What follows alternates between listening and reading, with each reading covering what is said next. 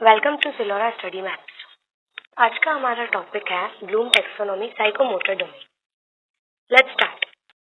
The psychomotor domain focuses on physical activity, coordination and how we use our body to perform task. Mainly task को समझने से ज्यादा उसको execution matter करता है, तो how we use our physical skills to perform that particular task, ये Bloom taxonomy का साइकोमोटर डोमेन हमें बताता है।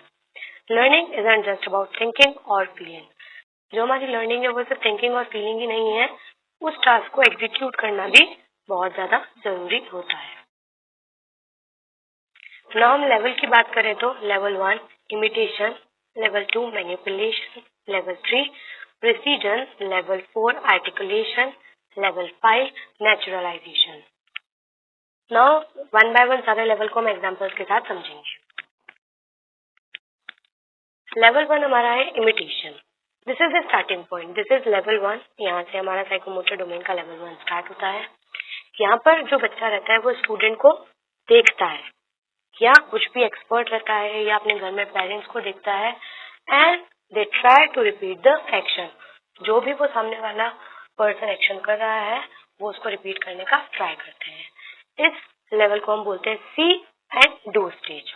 If we talk about the example, a student watching a teacher demonstrate how to use a compass in the geometry class. Geometry class में बच्चा देख रहा है कि टीचर कैसे कंपास यूज करती है, और उनको देख कर वो भी क्या करता है, ट्राई करता है सेम तरीके से उसको होल्ड करने का और उसको रोटेट करने का। लेवल 2 हमारा है manipulation. At this stage, the student doesn't need to watch someone anymore. Now, इस पर्टिकुलर स्टेज में स्टूडेंट को किसी को भी देखने की जरूरत नहीं होती है। They can perform the skill by following return और वर्बल इंस्ट्रक्शन। रिटर्न और वर्बल फॉर्म ऑफ इंस्ट्रक्शंस को फॉलो कर वो पर्टिकुलर टास्क को परफॉर्म कर सकते हैं। A student following the step in a science lab manual to set up a microscope correctly. एक माइक्रोस्कोप को सेट करने के लिए जो भी स्टूडेंट है वो साइंस लैब में मैनुअल को देखता है और उसमें जितने भी स्टेप होते हैं वो उसको फॉलो करता है। विदाउट टीचर के इंस्ट्रक्शंस को वो क्या करता है, उसको ट्राई करता है। लेवल 3 है precision. The skill becomes refined. Now धीरे धीरे क्या हो रहा है, वो उस पर्टिकुलर स्किल में मास्टरी हासिल करना स्टार्ट कर रहा है। The student make fewer error, वो गलतियां कम करता है। मूवमेंट स्मूथ हो जाती है और बहुत एक्यूरेट होने लग जाती है। अपने एक्शन पर वो बहुत ज्यादा कंट्रोल करते हैं। अगर हम एग्जाम्पल की बात करें तो student who can now draw perfect circle. एक स्टूडेंट है जो परफेक्ट सर्कल ड्रॉ कर सकता है, या फिर right neatly with in the lines every single time.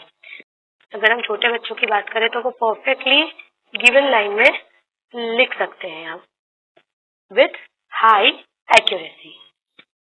Level 4 is articulation. Now articulation में क्या होता है, this involves coordinating multiple skills together. अब यहाँ पर मल्टीपल स्किल्स वर्ड यूज किया गया है। अब वो क्या कर रहा है कि बहुत सारी मल्टीपल स्किल्स को साथ में कर रहा है। क्यों? ताकि ये वो कुछ भी पर्टिकुलर टास्क कर सके। The student can adopt the skills to fit different situation और रिक्वायरमेंट। नाउ जो स्टूडेंट है वो स्किल में मास्टरी हासिल कर चुका है, तो वो अलग अलग situation and according to the demanded situation की जो रिक्वायरमेंट है उसके हिसाब से वो अपने स्किल्स को अडॉप्ट कर सकता है। अगर हम एग्जांपल की बात करें तो student playing a musical instrument. एक स्टूडेंट है वो म्यूजिकल इंस्ट्रूमेंट सीख चुका है और वो प्ले कर रहा है musical instrument, while simultaneously reading a new piece of sheet music।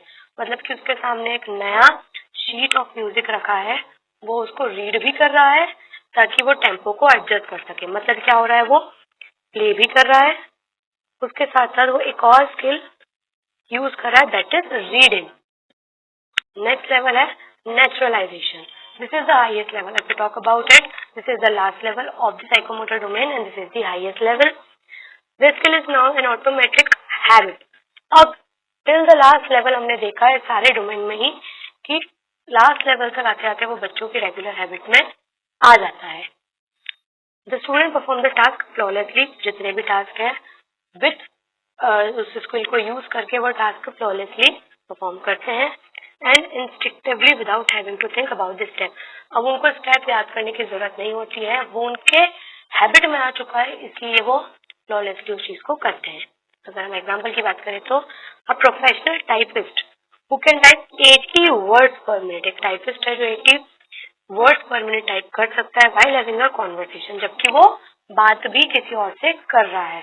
The finger move automatically as a reflex, मतलब कि जो टाइपिस्ट है उसकी जो फिंगर है वो ऑटोमेटिकली एज अ रिफ्लेक्स, क्योंकि वो उनके मसल मेमोरी में स्टोर हो चुकी है, इसलिए ही वो अब फ्लॉलेसली वो टास्क परफॉर्म कर सकते हैं। Now here is the mind map for psychomotor domain. Level 1 imitation. Imitation में बच्चा किसी भी टीचर को, पेरेंट को या एक्सपर्ट को देखता है और देख के उनको उनके एक्शंस को परफॉर्म करने का ट्राई करता है। Second, manipulation. Setting up a chemistry experiment and following the written experiment and manual lab. अब उसको देखने की जरूरत नहीं होती है, या तो वर्बल या रिटन मैनुअल में उनको इंस्ट्रक्शन मिल जाते हैं, उसको फॉलो करके वो टास्क परफॉर्म कर सकते हैं। लेवल 3 है precision drawing, perfect geometric diagram using a compass without any shaky line. अब बच्चा धीरे धीरे उन चीजों में मास्टरी हासिल करने लगा है और बिना किसी को देखे, बिना कोई इंस्ट्रक्शन पढ़े भी अब वो टास्क को कर सकता है। लेवल 4 है आर्टिकुलेशन।